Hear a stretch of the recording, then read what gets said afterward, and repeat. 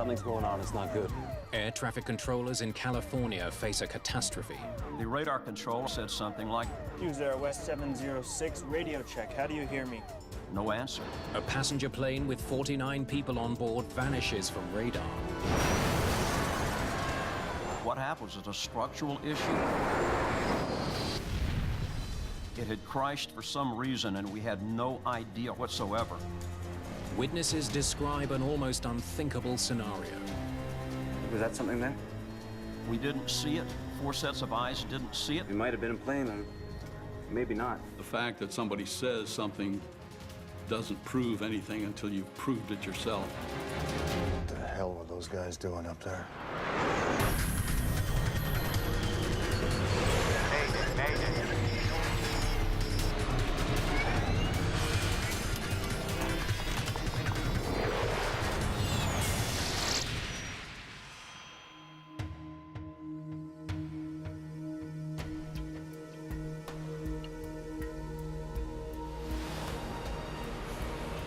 Los Angeles International Airport. Hughes Air West Flight 706 prepares for takeoff. There are 44 passengers on board. Their flight is a city hopper with stops in Utah, Idaho, and Washington State. Welcome aboard, folks. We'll be getting underway Any minute now. Captain Theodore Nikolai is in command today. Captain Nikolai had flown for the Air Force. He was pretty senior, so anybody who was flying with him felt comfortable because of his seniority. You knew he knew what he was doing. Los Angeles International is one of the busiest hubs in North America. Controllers direct crews to follow specific air corridors on departure. Air West 706 Red, cleared for takeoff, runway 24 left. Climb via heading 250. Roger, 24 left, climb heading 250. First Officer Price Bruner is also highly experienced. Weather's looking clear all the way to Seattle. He has even more hours in the air than Captain Nikolai. Price was actually checked out as a captain, although he elected to fly as first officer, and I think he truly enjoyed being in the cockpit. Flight attendant Pat Shelton flies this route regularly. She was a beautiful gal with lots of long, dark hair, and she had just gotten engaged. She was so looking forward to getting married, and she was at a happy state in her life.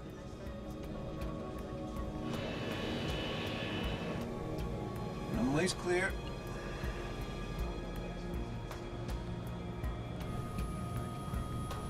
Brakes released. In 1971, airlines in the US have been flying the DC-9 for more than 5 years. Its 2 efficient turbofan engines make it ideal for short to medium-haul flights. Throttles are all yours. 80 knots. At 6:02 p.m., the Hughes Air West flight lifts off from LA. Turn right, heading 060. Air West 706 Red, right 060. The heading takes the plane west over the Pacific Ocean before turning northeast towards its first stop, Salt Lake City. 4 minutes after takeoff, First Officer Bruner contacts a different control center north of LA. Los Angeles Center, good evening. Air West 706 Red with you. Climbing through 6,000. The Los Angeles Air Route Traffic Control Center. Air West 706 Red, turn left. Heading 040 until receiving Daggett. Head controller Roger Anderson is helping a trainee operator get up to speed. That's it, you gotta keep scanning. It's something where you can't stop and think about each decision in depth. You have to make quick decisions, a lot of reaction. You got to move at a fast pace. Controllers must keep planes at a safe distance from one another as they fly in and out of LA. In addition to Air West, the radar controller may have been talking to 5 or 6 other jets climbing out towards the northeast, in addition to a small number of crisscrossers back and forth through the airspace. Okay, 040, direct to Daggett. The controllers monitor the Hughes Air West DC-9 on radar. They use markers called shrimp boats to track the position of every plane. Shrimp boats, this was before automation, and these were little small plastic markers with a pointy end, and we'd write on them with a grease pencil, and it would contain just basic information like aircraft call sign, sometimes the assigned altitudes, as much information as you can squeeze with a grease pencil onto a little plastic marker. The sound of an emergency transmitter warns the controllers that a plane in the area may be in trouble. They need more information to figure out what's happening. Frequently at the time, people would accidentally trigger the transmitter. It was seldom a real situation, so we didn't tend to pay that much attention to it. At this point, we look back, and our shrimp boats, where Air West 706 is, the target's missing. The radar controller said something like, Hughes Air West 706, reset your transponder. Radar contact lost. there's no answer. Air West 706, Radio check, how do you hear me? no answer. This is getting bad now. We've lost a target, and we've got no communications with the aircraft.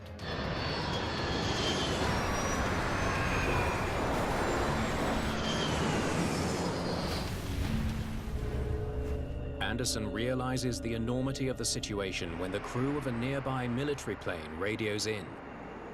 Center, we've just seen an explosion on the side of a mountain. Hey, something's going on. It's not good. And he said, Center, I didn't see it, but my co-pilot looked out the window. He saw explosions on the side of the mountain. Well, then, we knew something bad had happened. What the hell happened? A DC-9 with 49 people on board has slammed into the California hills. Did Air West just explode? Did a wing fall off? What happened? Was it a structural issue? It had crashed for some reason, and we had no idea whatsoever. The loss of the DC-9 will attract a lot of attention because of its high-profile owner. Just a year earlier, the airline was purchased by billionaire aviator Howard Hughes, one of the most famous people in America. Howard Hughes was looking for an airline to buy at a good price, and eventually they found Air West. It then became Hughes Air West. The National Transportation Safety Board assigns one of its top investigators to the case, Second World War Navy pilot Dick Baker. San Gabriel Mountains. The crash location poses an immediate challenge. Okay. We're gonna need choppers to get in there. In the meantime, I want you to find me anyone who saw anything. Now. In this case, the accident site was very remote and in very precipitous mountain terrain. That makes it always difficult for the investigators to get out there. The crash site is just a few kilometers from the town of Duarte, California. It's the best place to find witnesses. In the hours after the crash, dozens of people come forward with the same story. They say they heard an explosion and looked up to see the DC-9 falling like a leaf to the ground. Most have no idea what caused the explosion, but a handful of witnesses say they do. They insist it was a mid-air collision between the DC-9 and a fighter jet. Witness statements can be notoriously deceiving, but in a mid-air collision, they're generally pretty accurate as to the fact that a collision occurred. Investigators need to figure out where this second jet may have come from. With the American war in Vietnam raging, military air bases on the West Coast are extremely active. There are several in Southern California alone. In the 70s, there was lots of military training going on in Southern California because there were clear skies and lots of desert out there that they could train over. Okay, thank you. Bye-bye. Baker soon gets the information he needs. El Toro's missing a jet.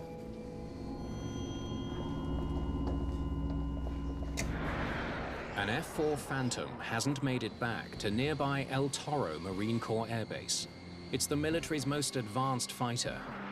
The two-man jet is capable of flying at twice the speed of sound and outmaneuvering almost everything else in the sky.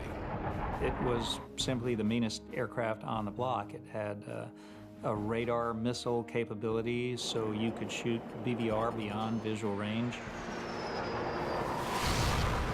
It was high speed, more than Mach 2 capable.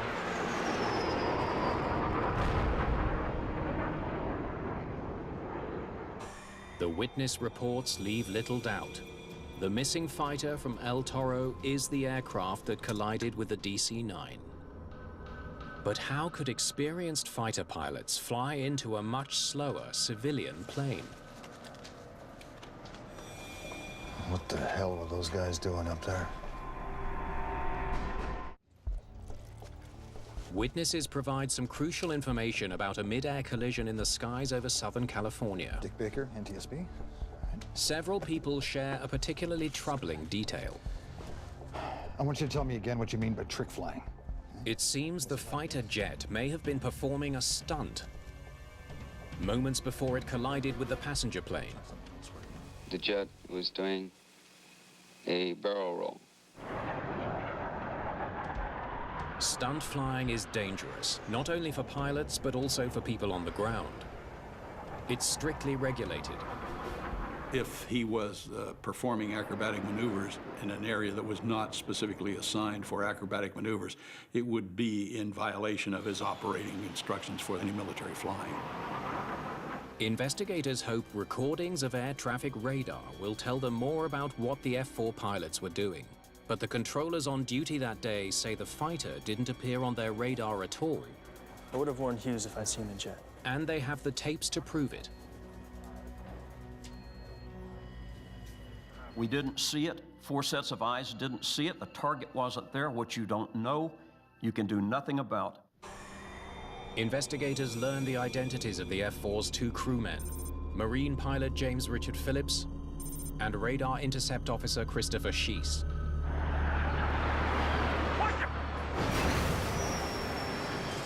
After the impact, only Lieutenant Sheese was able to eject from the doomed fighter. There's a time that you know you have to get out of the aircraft. There's no more fooling around.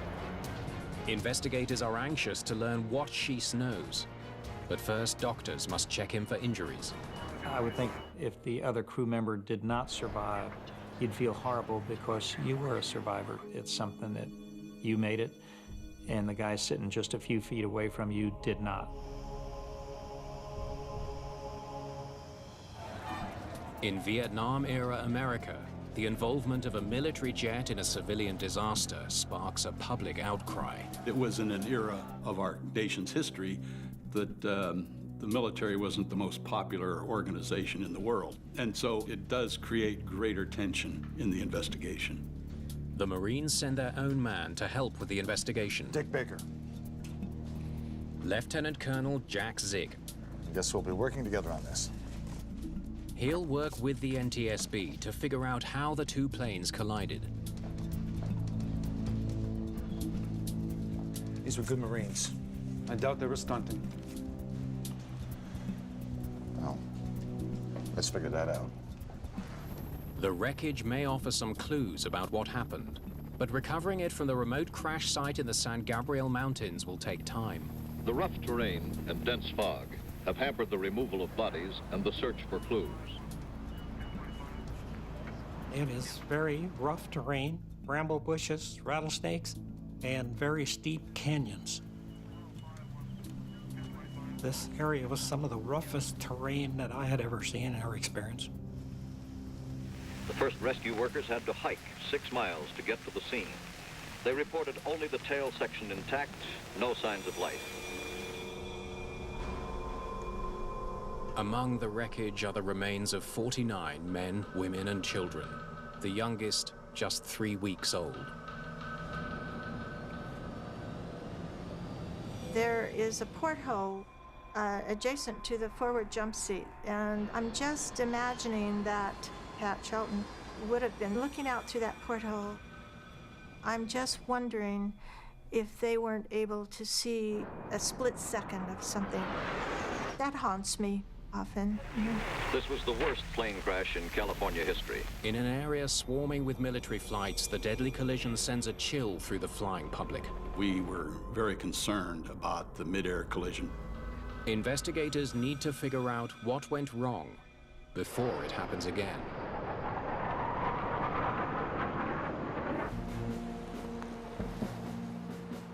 A day after the crash, they get a chance to talk to the accident's sole survivor. Thanks, John. You send him in. They're eager to ask him to explain the maneuvers reported by the witnesses. There's a tremendous urgency to talk to any survivor of an accident, to get to them as quickly as possible, because they tend to build on news stories so you don't get the clear, unfiltered description. Sit down, Lieutenant. We won't bite. What were you doing? Who, what, when, where, and why? Lieutenant Christopher Sheese is just 24 years old. He insists that he and his pilot were not stunting. He maintains the collision was not their fault at all. The DC-9 hit us. Like this. His nose to our tail. Hold on, back up a bit. Tell me exactly what happened. On the day of the crash, Sheese was flying in the rear seat of the F-4, the usual position for the radar intercept officer, or RIO. Copy, Rick. Climb to 15,000. 27-year-old First Lieutenant Rick Phillips is in the forward seat, flying the jet. The pair have already flown across 4 states. Their mission now is to get the F-4 back to home base, El Toro, California.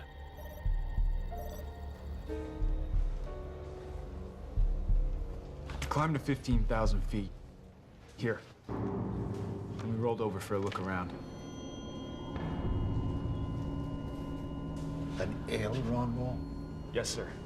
Full 360. Sheese claims they executed a 360-degree aileron roll.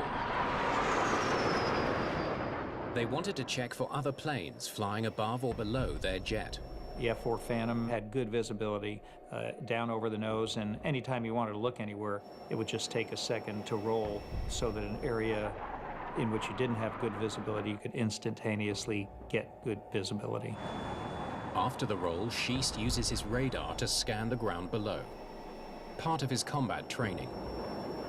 It's excellent practice for ingress either at night or in the weather, such that you could fly and use the radar to know where you were over the ground. He would have his head down in the radar scope doing ground mapping, and then the front seater would be primarily visual because he knew that he lost that extra set of eyes that was down in the radar instead of looking out for other aircraft in the C and B scene environment. That's when I first saw the DC-9. Came out of nowhere and slammed into us. 5 seconds later, Sheese ejects. I got out. Rick didn't.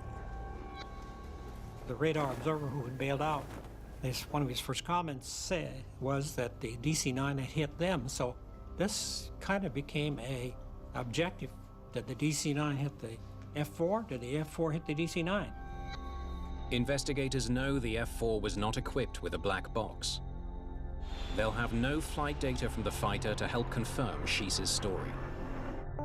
They won't get any clues from the Phantom's wreckage either. The high-speed impact obliterated the small jet. Hughes Air West engineer Dave Knutson is brought in to see if the young lieutenant's story holds up.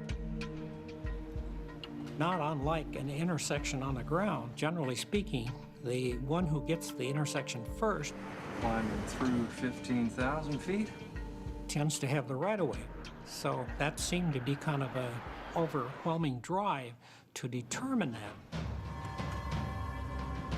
Wreckage from the DC-9 might explain which pilot was at fault. The task began to find a place where we could rebuild the airplane. In this particular case, it was a factory where they had put fiberglass together. For whatever reason, they left hundreds of C-clamps. These could be handy. Plus there were overhead cranes, which was ideal for reconstructing the airplane. Knutson hopes putting the DC-9 back together will help him understand exactly how the two planes hit. We knew that there was a mid-air collision up there. The objective was to the extent possible, to rebuild the remains of the airplane to help in the investigation as to what actually happened up there. The team has recovered the DC-9's black boxes, but they're badly damaged. We'll have to see if the lab can do anything with these. They're sent to NTSB headquarters in Washington for analysis. Knutson studies the twisted metal, looking for scratches and paint marks, clues that might reveal how the two planes hit. But the most vital piece of the DC-9 is still missing. We had recovered the main section, which was in this canyon, along with all the remains, but we still were missing the front end of the cockpit area. How to find the rest of it?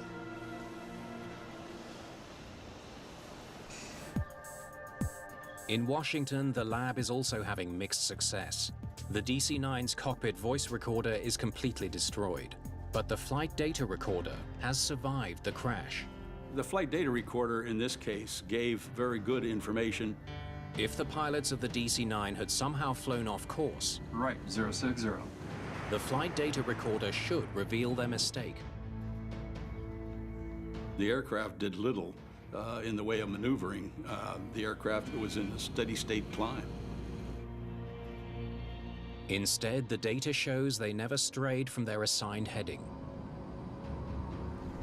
10 days after the crash, searchers finally find the nose of the DC-9 nearly a kilometer from the main fuselage. It's a key discovery for Knutson. After we had started the rebuilding the plane, questions arose about what angle were the airplanes going when they collided. And so one of my job as an engineer was to get various pieces of the airplane and determine what the angle of attack was, so to speak. Bingo. There's only one way to explain the size and angle of the gash slicing through the cockpit. Looks like the stabilizer cut the plane in two. Once we got the plane constructed, you could back off and you could see where the vertical stabilizer of the fighter came right underneath the pilot's seat and just sliced off the nose. So if they hit like this? The F-4 had actually penetrated the DC-9 on the left side a few feet from the nose. So frankly, F-4 hit the DC-9 rather than the DC-9 hitting the F-4. And we know who hit who. The markings suggest the F-4 tried to avoid the DC-9 at the last second. Cut off the nose of the airplane. And that took away all the controls, and the airplane, as some of the observers on the ground said, it was like a falling leaf until it hit the ground.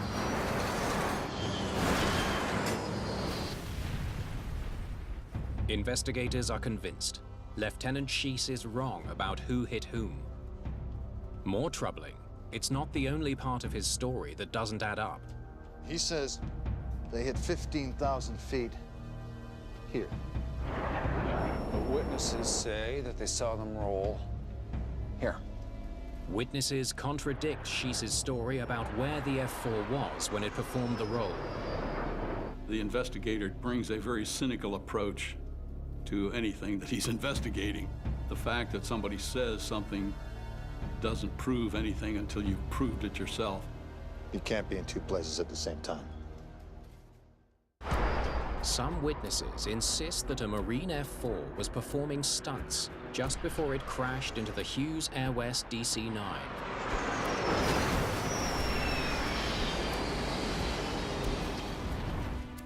It's okay. Was it like this? No. Okay. How about this? There was some conflict between what we had gotten from eyewitnesses or supposedly eyewitnesses along the flight path and what the Rio was describing. And we rolled over for a look around. Lieutenant Schiess claims the move wasn't a stunt. An aileron roll? He says it was a safe, standard maneuver called an aileron roll.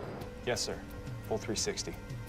I could best describe that as simply flying in a level, upright position and placing the stick either to the left or to the right, and the aircraft rolls about the longitudinal axis. During an aileron roll, the jet flies in a straight line at a constant speed. But during a barrel roll, loops are added, so the jet covers less ground in the same length of time. Investigators should be able to figure out which maneuver it was by reconstructing the F-4's flight path. We actually flew the route of the flight and were able to duplicate the aircraft's progress along the flight path. Lieutenant Schiess's recollection of the flight. And she says that they were here 2 minutes before the crash. Is combined with witness sightings of the plane. And an eyewitness who checked his watch says he saw the plane here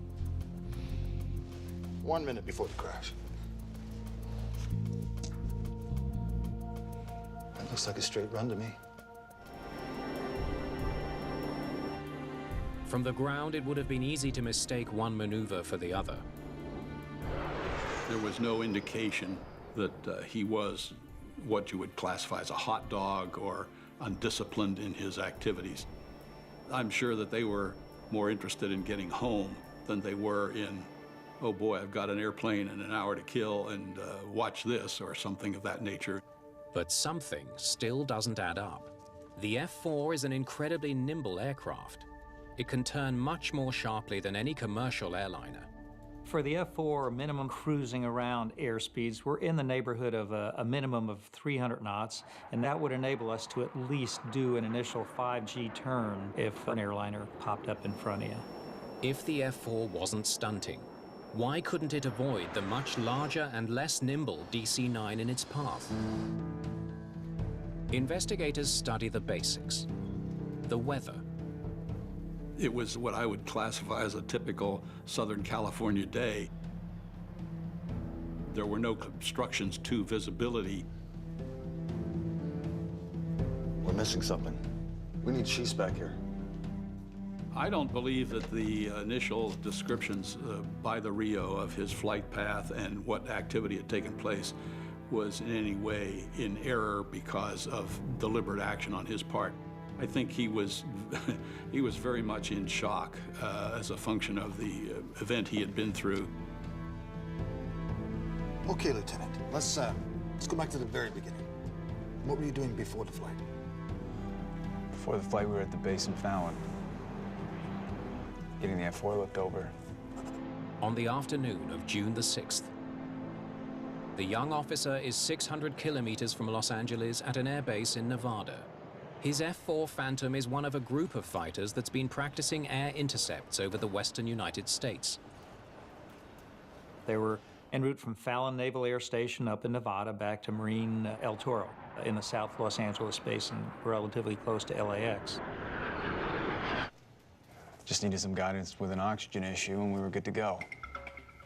Oxygen issue? Investigators learned the F-4's high-altitude oxygen system was leaking.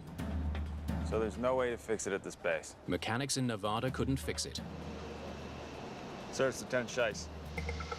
Yes, sir. Will do.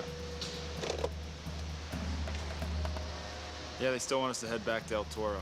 To avoid using the broken oxygen system, just keep it nice and low. They've been ordered to fly at low altitude. And that's what we did. At 5:15 p.m., the F-4 takes off. Pilot Rick Phillips cruises lower than he ordinarily would.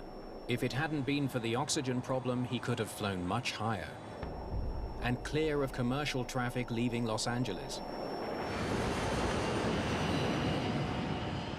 At around 6 p.m., the pilot needs to climb to avoid the mountains ahead and get above a layer of haze. Copy, Rick. Climb to 15,000.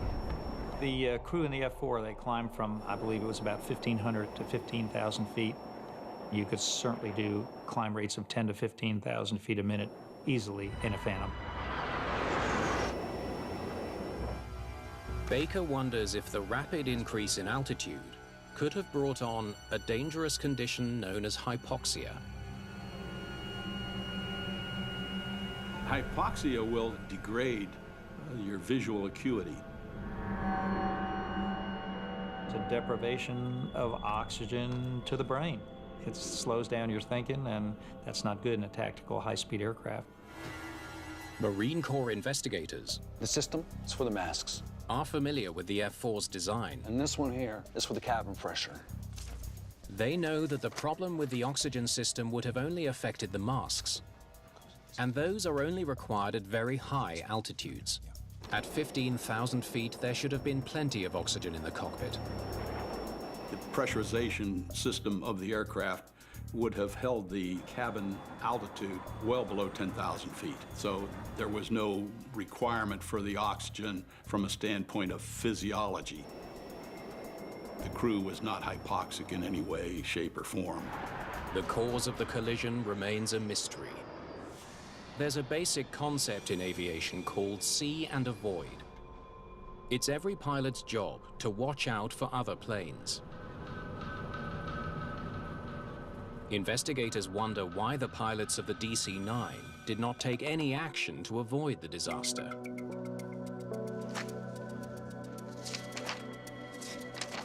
Not much here. You got anything? Investigators find that commercial pilots don't get as much training as their military counterparts when it comes to visual scanning. Engage autopilot.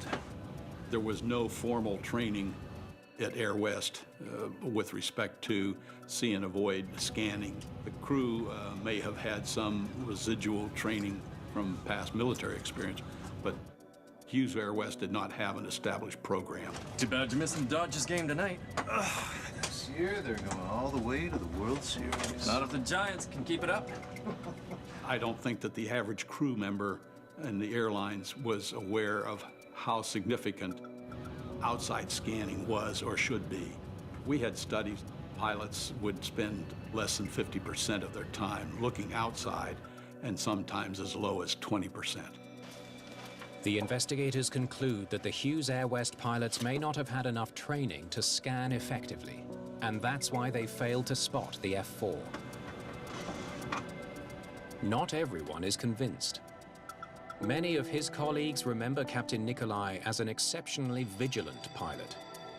Captain Nikolai was that kind of a pilot, I think, who really had an instinct with flying. On one occasion, we had a near miss, and he took the airplane for a dive. And I can remember him explaining to his first officer and to whoever was in the vicinity about how important it is to keep your eyes out because anything could come along. If Captain Nikolai was on the lookout for planes in his path, why didn't he see the approaching F-4? The F-4 is coming in at 420 knots from the north, slightly east. The DC-9 is coming in at 320 knots from the southwest. Okay, 040, direct attack. What's the rate of closure? I was able to calculate the closing speed of these two planes was roughly 1,000 feet per second. And if one thinks about that, and a good comparison is the muzzle velocity of a .45 caliber gun. In the seconds before the crash, radar operator Schiess has his head down, checking his scope. Pilot Phillips is likely checking instruments. At 15 seconds, the F-4 is 1/10 of an inch big in the window. Tiny. 10 seconds, 3/10 of an inch. Still tiny, but maybe now we can see it. 5 seconds, the entire window's filled. In addition to the rapid closing speed, the color of the fighter may have also been a factor.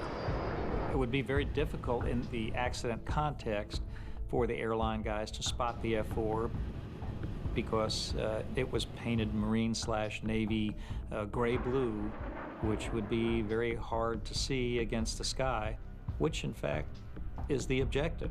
The probability of these two aircraft, either one, detecting and avoiding the other was slim and none. Investigators suspect the design of the DC-9 cockpit, with its wide window dividers, may have made the visibility problem even worse. You can't see it here. Or here. The F-4 would have been hidden. Or here. By the window posts. It's completely obstructed. For close to 25 seconds.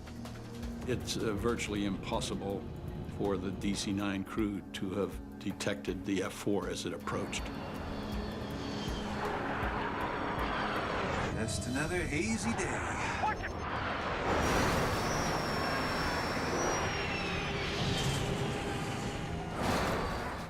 None of the pilots that day had enough time to see the other plane in their path. But air traffic controllers are supposed to make sure planes fly at a safe distance from each other and prevent collisions in the sky. Air West 706 red, turn left, heading 040 until receiving Daggett. But they didn't see the F-4 either. Why did the F-4, the Marine aircraft, not show up on the radar? The fact that the DC-9 was under radar control at the time raised many questions about why did they not give warning or a traffic alert to the DC-9, which was their primary responsibility of the air traffic controllers. Couple rookies in there. Investigators wonder if the inexperience of the trainee controllers could have played a role. A new person training in an air traffic control facility has to train with live traffic. Now there's a lot of simulation equipment available for training, but back then we had none of that. But when they study staff reports and transcripts, they all check out. They find the trainees were well qualified and well supervised. The two trainees, you can say, well, they were trainees. What do they know? They probably weren't paying attention. Wrong. Trainees are paying attention much more closely than a journeyman controller, who can tend to get a tad complacent because they're so comfortable with the routine. There appears to be no way to explain why the radar system in Palmdale didn't detect the F-4. Then investigators discover some key details about the equipment installed there. The system may not have been reliable enough to accurately track a fast-moving fighter jet. It was nothing more than World War II technology, and temperatures generated by this equipment would cause the equipment to drift drastically, and sometimes it would drift so bad off its peak performance that we really couldn't see at all. Investigators need to know exactly what the radar in Palmdale can and cannot see. Investigators conduct a radar test. They fly an F-4 along the route Sheese and Phillips took to see whether it can be picked up by radar in Palmdale. Oh, was that something there? The F-4 is traveling almost 500 miles an hour. The F-4 does 6 runs. The controller can barely track the fast, stealthy fighter. It might have been a plane, or maybe not. It could just be interference that was shown frequently on the radar, ground clutter, who knows what. A single blip means absolutely nothing. We have to have a history of blips to see that it's actually traffic. They conclude it would have been almost impossible to detect the Marine F-4 as it streaked across the sky. He's all alone, and no one knows he's there. To make matters worse, in 1971, military pilots were not routinely briefed on civilian air traffic routes. The military pilots were not that familiar with what the civilian pilots were doing, not just the Los Angeles area, but in other heavy congested areas. The military plane was under no obligation to check in with civilian air traffic control. These are the roads in and out of LAX. The air corridors surrounding LAX are like spokes on a wheel that extend for miles. Flight 706 was following one of those established corridors. Well, your guys were crossing one of the busiest flight paths in the country. I assume they knew it was there? We should stay clear of traffic if we cut east of Los Angeles. Sheese tells investigators that they hope to avoid commercial air traffic by skirting the city. Instead, they turned into one of the airport's busiest lanes. The terminal area charts would show those departures, but the military doesn't have those because they don't operate out of Los Angeles International Airport. The question I have in my mind is, why did the F4 crew, why did they not get a hold of an air traffic control guy to let them know where they were and what they were doing? The investigators reach an alarming conclusion. Air transportation in America has a dangerous flaw. The military and civilian systems don't communicate. Could we have done anything different? No, absolutely not. It was just something that happened. We could not have changed it, not us. The exhaustive investigation produces two separate reports, one civilian and one military. They cover every detail of the deadly accident. How two Marine airmen were hindered by an oxygen leak. So there's no way to fix it at this base. How they took off without advising civilian air traffic controllers and flew low over the California desert. Was that something there? How controllers couldn't track the supersonic fighter jet, and why the crew of a DC-9 with 44 passengers on board never saw them coming. Just another hazy day.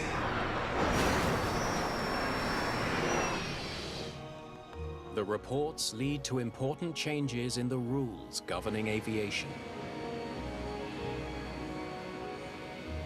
Military pilots used to fly VFR, visual flight rules, which has a much lesser requirement for reporting positions and that sort of thing. And so, as a result of this accident, everybody had to be on radar control, and that means being controlled by radar operators on the ground. Military pilots are now advised of all restricted air traffic zones near commercial airports. The size and shape of the zones has also changed. There was a continuum of revision to restricted airspace into what we call the upside-down wedding cake. No longer merely spokes from a hub, restricted airspace at busy airports now surrounds the entire terminal. Hughes Air West was sold in 1980 and eventually folded into Northwest Airlines. But the legacy of the airline's deadliest accident endures.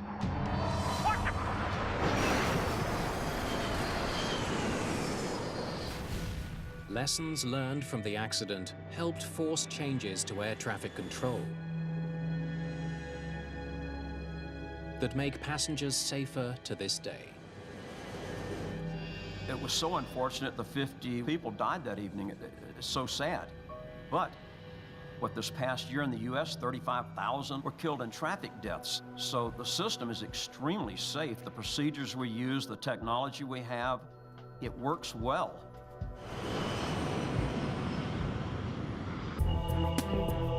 Air Crash Investigation is back after the break when aviation experts turn to an ingenious experiment to uncover the full explanation for a plane's icy end.